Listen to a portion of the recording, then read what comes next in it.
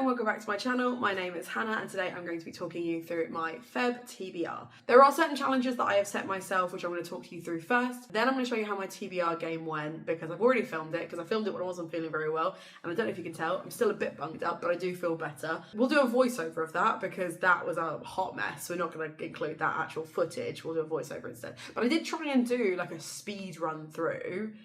Try being the operative word, and then I will talk you through the rest of my TBR. So the books that I have to read this month. My first challenge, you will have seen in my goals of 2026, I'm trying to read all of my oldest books, and one of the books that I've had on my TBR for the longest time is Yoke by Mary H.K. Choi. I think I've TBR'd this once in the 5 years that I've had it. This was a thank you gift from my sister-in-law after I helped her drive dog weed on duvets to I can't remember if it came to ours for our washing machine or took it to the laundrette. I just know I got a frantic phone call, desperate for help, and I was there and she thanked me in book form and I really appreciated it.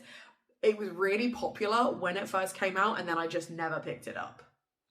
Just didn't. I only have to read 10 books in 11 months. I did give myself January off just because life has been crazy, and I'm really glad I did because we had Ofsted. That just happened randomly in the middle of the month, and thankfully I was on it with my job enough that we didn't get like a bad review or anything, but I was stressed. My department was stressed, and it's really nice to know that you come back to teaching and they really throw you in at the deep end with an Ofsted, which is not my school's fault, and yeah, I'm just really pleased with the work that we did. Having said that, we're now moving on to back to bookish stuff. I actually would like to do this for me. This is for me. So ticking off one of my oldest books should be a really nice way to start my month. Then I have to read reread a 5-star pick, and for Feb I have chosen to read Ninth House. Now I'm rereading Ninth House for a couple of reasons. One, it's amazing, and 2026 is the National Year of Reading. Our school is doing a Open University research project in reading for pleasure and actively choosing books that we're going to enjoy. So I'm really, really pleased that I've got this book on my shelf for that. The third one I think is coming out later this year, September, October time.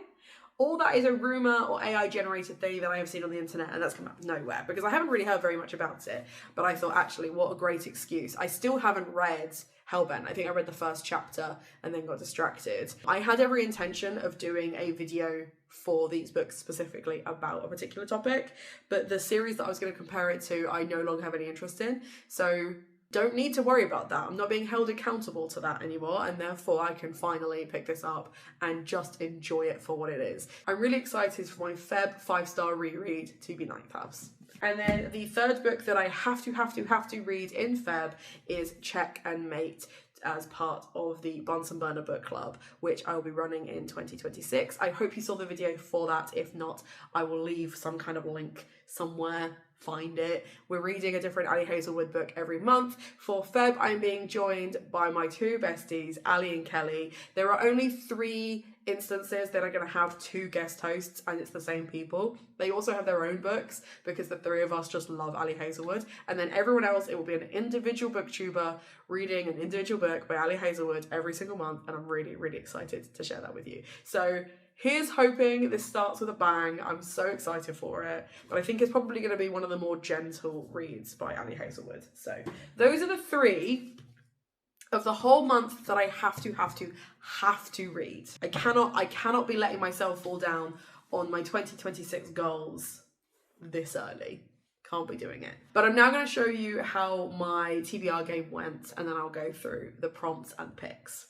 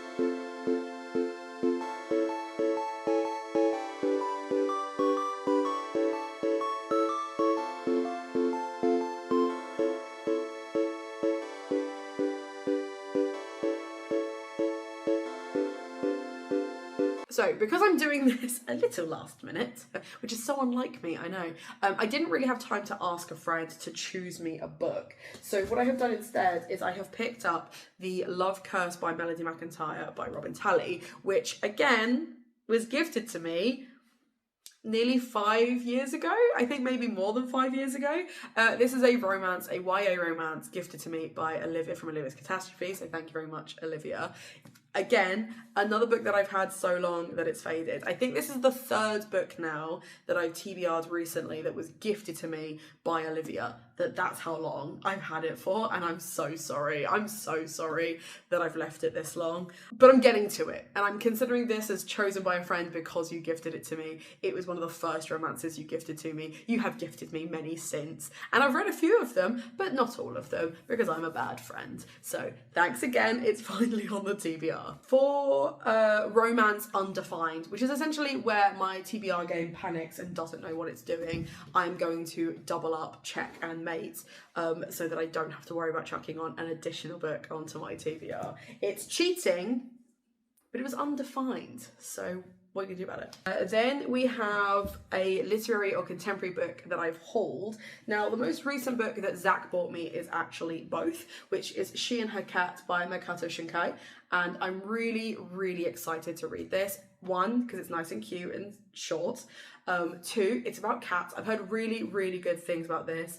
It is by the same translator that did Convenience Store Woman that everyone really, really recommended. And I think last year, January and February and March were very much contemporary months for me, where I kept picking up contemporary books, but I haven't read much Japanese, Korean or Chinese books recently. I tend to lean, or have been picking up, just mood reading through a lot of Latinx and Black books recently. So I need to check that diaspora and I need to read some more translated fiction. So I'm really, really excited to pick this one up, but mainly because it's a short month and it's a short read.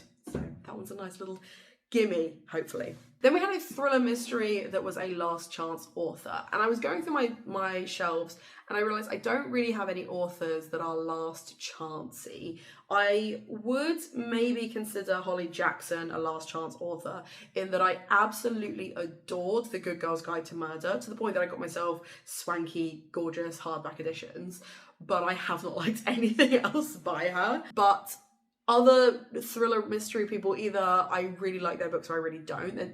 I don't really give them chances. It's not really a chance thing. So what I've done instead of making it like an author, it's a last chance book. I have TBR'd this book. This will be the third and final time that I TBR The Turnout. Now this is a slow burn gothic mystery about two sisters who teach at a ballet school. One of them goes missing and the other one kind of gets caught up in the drama of that. One of them is very waifish and fairy-like, and one of them is very stern and very like your typical Russian ballet instructor. There is clearly more stuff going on. I only ever got about 4 chapters in when I picked it up the first time.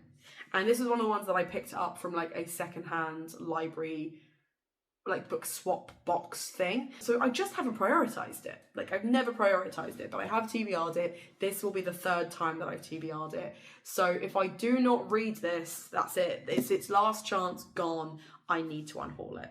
Which isn't the end of the world, because my mum really liked the sound of it and bought it for herself as well, not realising that I already had a copy. So a last chance, but it's also I've got a spare if I need to read it again. Then we had another literary contemporary, something edible on the cover, and I had nothing.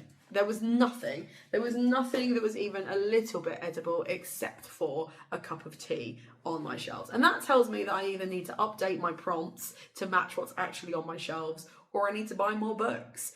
Let me know in the comments down below what your reaction to that would be. Because there's poisoned tea, I'm counting that as something edible. Because of the next prompt, I'm allowing myself to have this one as a mystery. It is a contemporary mystery. It is by an author that I really enjoy, Jessie Santanto.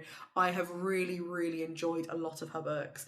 I've also not enjoyed and DNF'd a couple of her books too, but I've got high hopes for this old lady sleuth helping murderers get away with crimes, because I really enjoyed that vibe in Dial A for Aunties, with just the slapstick comedy shenanigans, one thing after another. Like, can you believe this had actually happened? I much prefer it with her adult novels than I do with her YA. But yeah, I'm really, really excited to pick this one up. I've had it for a while, and it feels like now is the time. As I said, I had to kind of swap, because then the next one was a mystery thriller with a hot word in the title.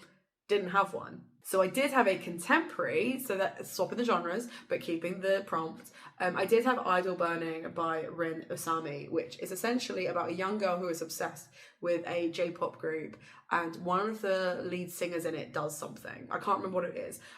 Does something that they shouldn't have done, and she like super sleuths her way into his life and tries to like solve some problem. But I feel like a lot of it is quite like fandom based. The idea of like stanning, stalking, creepy behaviour, very literary, very contemporary, and that's why I'm really hyped for it. So I have swapped the genres, but the prompt stayed the same, and now I have 2 Japanese mini books. Doesn't that just scream vlog? So yeah, hopefully I can actually make time to film my reactions to these 2 as well.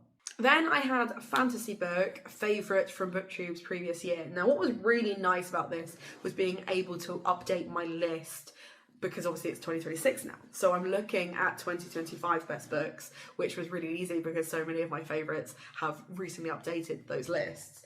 And Olivia, again, from Olivia's Catastrophe, in her best books had When Among the Crows by Veronica Moth as one of her favourite fantasies of 2025. And look, it's another short read. Look, like, this is just, it's just all coming up Hannah right now. Like, everything is just working. The lighting is working. My mood is working. My reading picks are working. I don't have a cold anymore. Like, it's all coming up me. I'm so happy. And this just being able to pick a favourite from a favourite also makes me happy. So I'm happy. I love that for me. Next, we have a thriller mystery next to the series. Only had the one, but thankfully had the one. I think this is the second time I've TBR'd this since I got it, but I think the first time was a kind of like unofficial TBR. So The Impossible Fortune is the 5th book in the Thursday Murder Club series. Now, I know some people love this series and some people hate this series.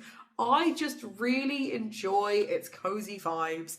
I really like the fact that it's set like 5 minutes down the road from me. I really like that it has this like familiar charm. All the characters are like coupled up. The last one was really sad. Really, really sad. This one should not be. Got our fingers crossed, not as sad. But I just really love the idea of like, this one's got like cryptic codes and mysteries and clues, and I'm here for it.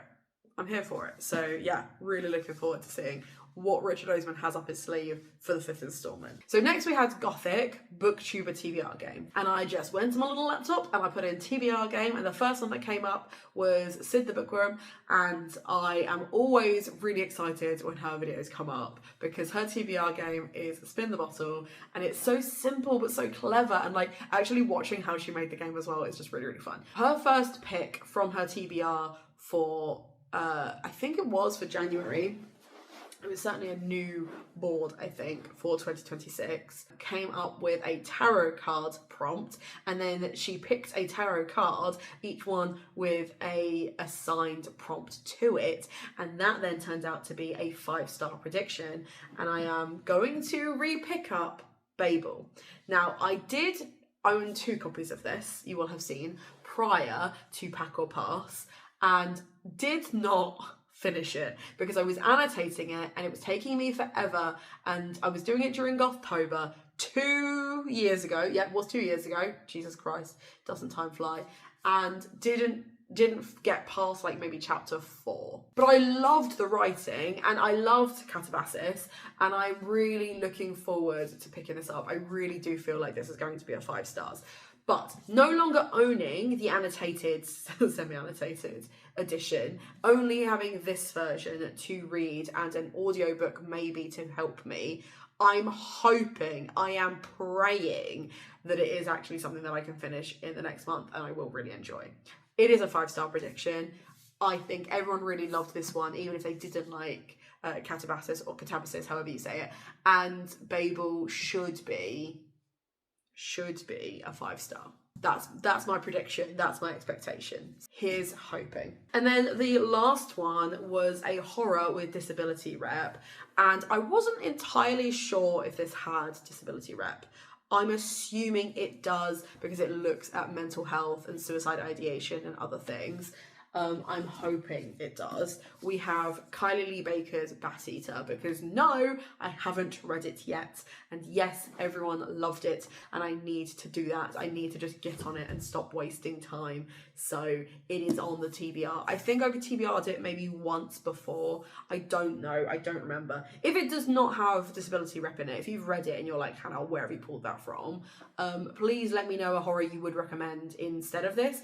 I will be reading this regardless, not just because I'm putting it here as a prompt, but also because it is our staff book club pick for January and February. So quite looking forward to that one too. So I've got a really nice mixture of like spookies, contemporaries, lots of like Asian books, which is great because I've got Yoke, which I believe is Korean. Pulling that out of literally nowhere, but I think Yoke is Korean. We've got Jessie Santanto, who is Malaysian. We've got Kylie Lee Baker. I don't know what her ethnicity is, but she is also Asian. We've got Babel, She and Her Cat, and we've got... So like, as far as like Asian rep goes, considering I said in this video that like, it's something that I'm worried I'm not reading enough Asian authors, if I can read all of these this month, I'm ticking that off, aren't I? Like I've managed to do quite well, kind of ticking off lots of different Asian countries. So yeah, I think that's great. And also I would really love to be able to say at the end of my YouTube career that I have read a book from every country. I feel like this is going to help me do that. So really, really excited. And then also just a really nice mix of mysteries that aren't super intense. We've got varying degrees of like horror mysteries, gothic fiction, and just cozy mysteries. And then a couple of really cute little romances too. So like, do you know what? I'm genuinely impressed it was only one book that fell off. As a TBR, I don't think that's too bad. I think it's a nice bit of variety. I think it very much establishes what my reading taste is like, which is good for a first TBR of the year, because I do appreciate that whilst I did film one for January, didn't have time to schedule and upload it, so just didn't edit it. Yeah, I'm excited. I'm excited for Feb. It is my birthday month though, so you should expect nothing less. Let me know in the comments down below, where should I start with my Feb TBR? If you're joining me for the Ali Hazelwood Bunsen Burner Book Club, please leave a chess emoji down below. If you just want to let me know you were here, feel free to leave a yellow heart. Treat yourself to something from Waypoint Books because it supports me and my content. Check out the links down below because I have a Patreon now. And most importantly, have a nice day.